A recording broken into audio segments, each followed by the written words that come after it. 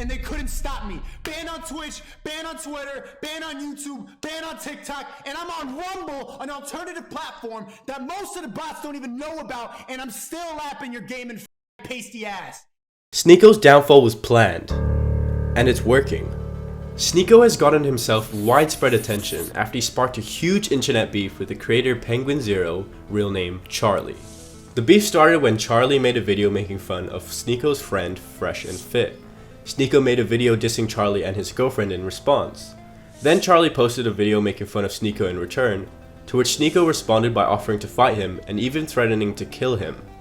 After that, Charlie responded with the iconic meme that propelled the beef to global virality. For a much more in-depth explanation of the outrageous controversy, check out my video covering the situation, and while you're at it, consider hitting the like button. The unanimously agreed outcome of the beef is that Charlie destroyed Sneako and left him humiliated in front of an audience of millions of viewers. But what if I told you Sneako may have planned this all along? That his beef with Penguinz0 was all part of a deliberate scheme to make himself rich. Shortly after Charlie uploaded the viral video Sneako is Horrible, a cancelled streamer named Aiden Ross interviewed Sneako about the situation. Aiden Ross, along with most of the internet, were confused as to why Sneako had been so fixated on his argument with Penguinz0, and why Sneako created the beef with the creator out of practically nothing, to which Sneako gave several answers.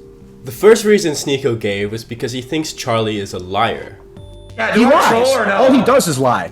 He also says he doesn't like him because he apparently only gets his opinions from Twitter and has no personal beliefs to stand for. A pasty person who doesn't want to change. These internet gangsters who believe in nothing, they stand for nothing. And also because he's a soy boy, which in Aiden Ross and Sneako's terms is someone who... It's basically someone said a cuck male or something like that. Low testosterone, yeah, that.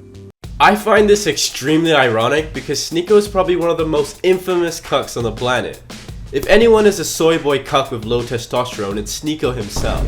Another reason Sneako gave about why he dislikes Penguinz0 so much was because he apparently promotes degeneracy, particularly in his recent music video, Filthy, which contains symbolism of Satanism, drug usage, and sex.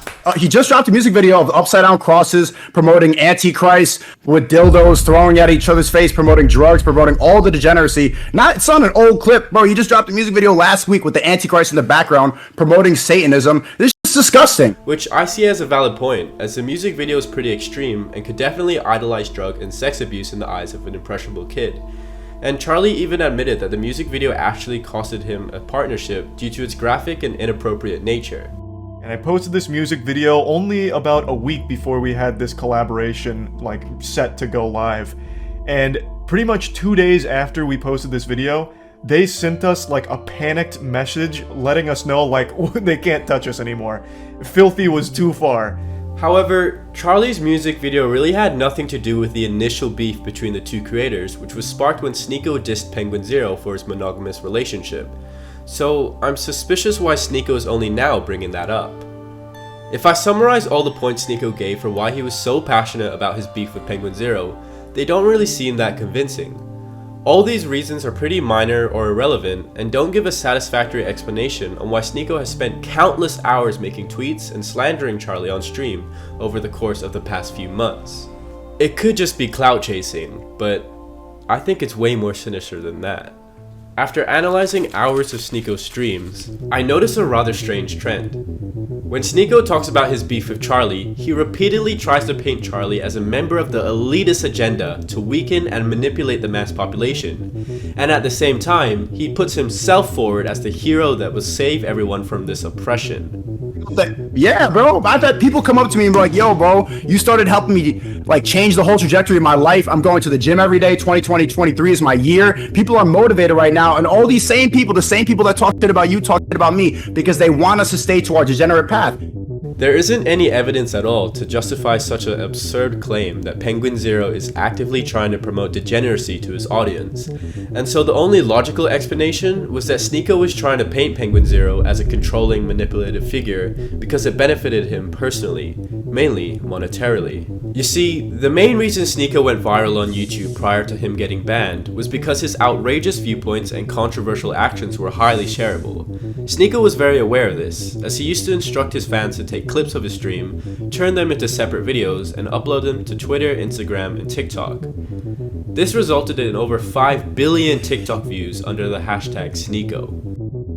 Sneako learned the more outrageous his opinions, the more views he would get, and so he applied those same principles to his beef with Penguinz0. Sneako was purposefully ridiculous in his arguments against Penguinz0 because he knew people would clip them, share it on Twitter and TikTok, and the videos would get millions of views.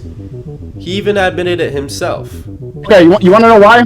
I'll explain it, and I would prefer to just go talk to him because this back and forth, this drama stuff, all the Twitter pages are going to clip this up and all the, what I'm saying, the Xerto, Jake Sucky, these people are going to clip it up, but...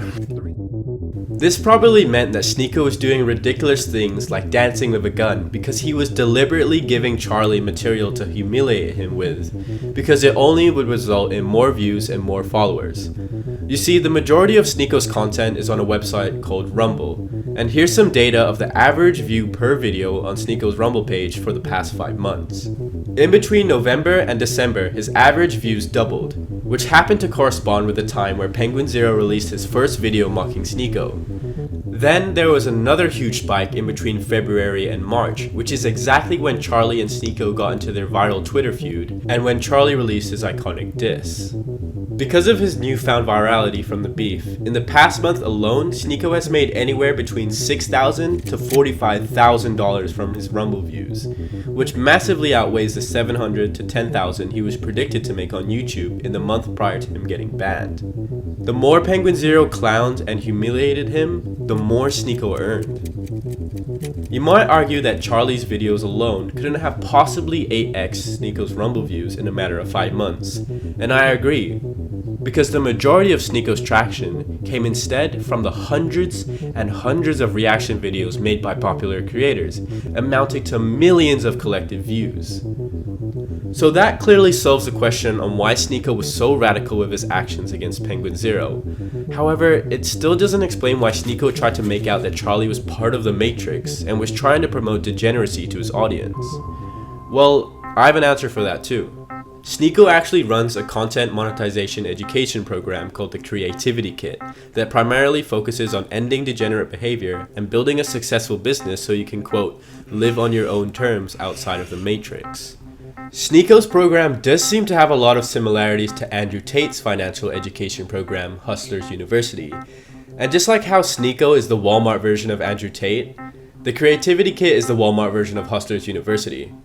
Sneako priced his program at $50 a month, just like Andrew Tate. Both websites look exactly the same, even using the same font. The Creativity Kit also has an affiliate program just like Hustlers University, where members can make money if they can get people to join the course. Given that his program is such a clear copy of Andrew Tate's, it's fair to say Sneako probably also adopted Andrew Tate's advertising methods. The way that Andrew Tate grew his business to what he claims to earn $5 million per month was by getting people to post clips of him on TikTok and putting an affiliate link in their bio. So Sneako obviously saw that a beef with Penguinz0 was an opportunity to go viral and get tons of views. However, in order to benefit monetarily from that virality, he needed a way of turning those new viewers into customers for his Matrix escape program. And what better way to do that than fear-mongering?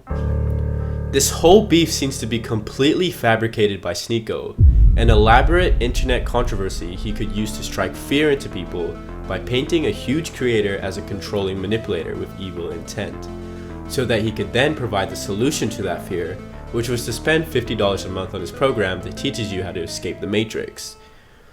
So not only did Sneako plan a beef with Penguinz0 so he could get more views on his Rumble page, but he also did it just so he could sell his course.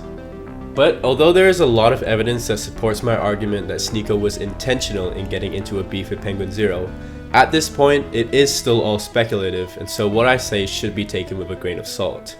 But what I can say for certain is that you should always be careful about what kind of attention you give your enemies, because if you're not careful, you might actually end up benefiting them. If you're not already convinced, I've made an in-depth analysis on each step taken between the two creators to escalate the beef. Give it a watch and you can decide for yourself whether or not Sneako really tricked us all.